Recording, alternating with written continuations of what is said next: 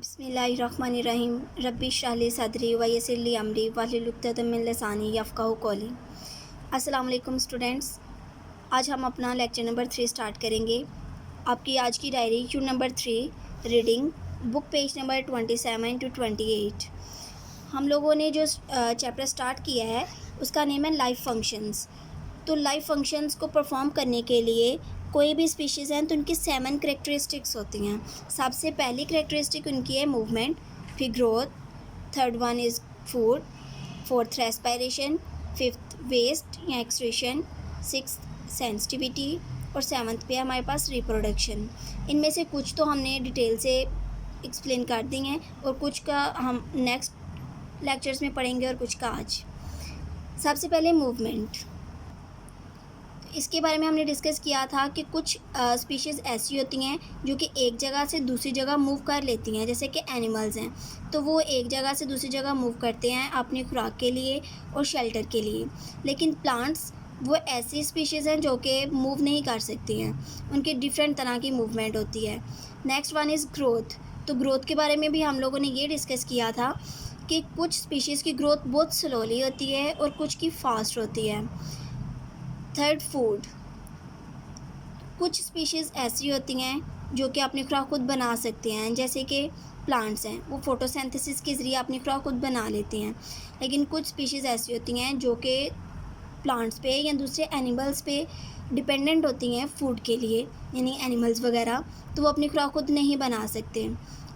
Next है respiration. हम लोगों ने रेस्पिरेशन के बारे में भी कुछ डिस्कस किया था कि ह्यूमन बीइंग्स या एनिमल्स जिनके पास नोज़ होता है, नोस्ट्रिल्स पाए जाते हैं, तो उनके थ्रू सांस लेते हैं। और आज हम बाकी का डिटेल में देखते हैं।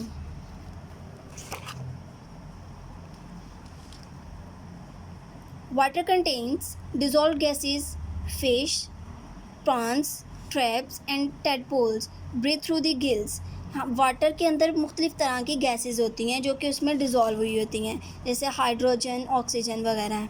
तो जो इनके अंदर स्पीशीज़ पाई जाती हैं वाटर में, जैसे फ़िश है, प्रॉन्स हैं, क्रैब्स है और टैडपोल्स वगैरह, तो उन्होंने भी सांस लेना होता है। तो सांस लेने के लिए वो ऑक्सीजन ही यूज़ करते हैं जो कि पानी में डिज़ोल्व हुई होती है। और वो ऑक्सीजन जब यूज़ करते हैं तो गिल्स के थ्रू वो सांस लेते हैं, क्योंकि ह्यूमन बींग्स की तरह या दूसरी एनिमल स्पीशीज़ की तरह उनके पास नोज़ या नोस्ट्रिल्स नहीं पाए जाते। They gulp water in through the mouth which passes out through the gills. तो वो पानी को अपने मुंह के ज़रिए अंदर लेके जाती हैं और गिल्स के ज़रिए वो बाहर निकाल देते हैं। Oxygen is absorbed into the blood in the gills. तो वो ऑक्सीजन जो है अब्जॉर्ब हो जाती है ब्लड में ही, जब पानी ने गिल्स के थ्रू बाहर निकलना होता है उससे पहले। Fish have nostrils but they do not use them to breathe with. और फिश जो हैं उनके पास भी नोस्ट्रिल्स होते हैं, लेकिन वो सांस लेने के लिए उन्हें यूज़ नहीं करते। They use them to smell with, सिर्फ़ और सिर्फ उसे स्मेल करने के लिए इस्तेमाल करते हैं। नेक्स्ट है प्लांट के बारे में। Plants breathe through the tiny holes called stomata in the leaves. Air and water can pass through this holes. अब प्लांट्स की बात करें तो उनमें कोई स्पेशल किस्म के ऑर्गन्स नहीं पाए जाते। उनके जो लीव्स हैं उसके अंदर बहुत ही छोटे छोटे सुराख पाए जाते हैं, उनको हम स्टोमेटा कहते हैं। वो स्टोमेटा हेल्प करते हैं प्लांट्स के एयर और वाटर की मूवमेंट के लिए। नेक्स्ट है animals. Animals such as earthworms and frogs breathe through their moist body surface when they are in water। और एनिमल्स और अर्थवर्म, जैसे कि अर्थवर्म हैं या फ्रॉग्स वगैरह हैं, तो वो भी पानी में रहते हैं और उनकी जो जिल्द होती है वो मॉइस्ट होती है, यानी कि गीली होती है, और उसी के थ्रू वो सांस लेते हैं। अब हम नेक्स्ट करेक्टरिस्टिक की बात करते हैं, वेस्ट। इसके करेक्टरिस्टिक है हमारे पास एक्सक्रीशन, यानी कि खारिज करना।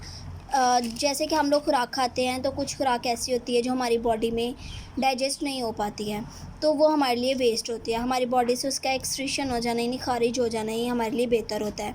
तो इसके बारे में बात करते हैं। All living things take in food, some of the food is not needed by the body, this is passed out as a waste. यानी कि हर लिविंग थिंग जो है उसे एनर्जी की ज़रूरत होती है, इसके लिए वो फूड यूज़ करते हैं, फूड खाते हैं। तो सारी की सारी फूड जो है वो डाइजेस्ट नहीं होती है, तो कुछ फूड ऐसी होती है जो इसकी हमें ज़रूरत नहीं होती, तो वो एज अ वेस्ट मटेरियल हमारी बॉडी में होती है। वेस्ट कैन बी सॉलिड और फ्लूइड। अब हमारे पास वेस्ट की भी दो तरह के टाइप्स हैं, या तो वो फ्लूइड की फॉर्म में हो सकता है या फिर सॉलिड फॉर्म में हो सकता है। Some gases are also not needed by the body. कुछ गैसेज जो हैं वो भी हमारी बॉडी में होती हैं और हमें उनकी ज़रूरत नहीं होती है।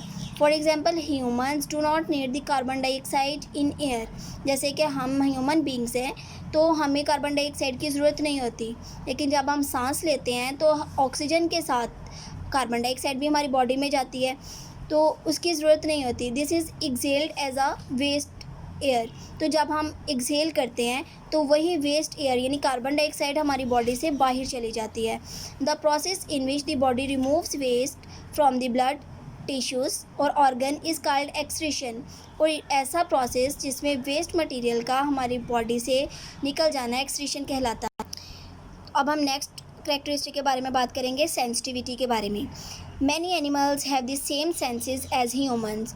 दे have a nose to smell with, eyes to see with, ears to hear with, a tongue to taste with, and a skin with which they feel things around them।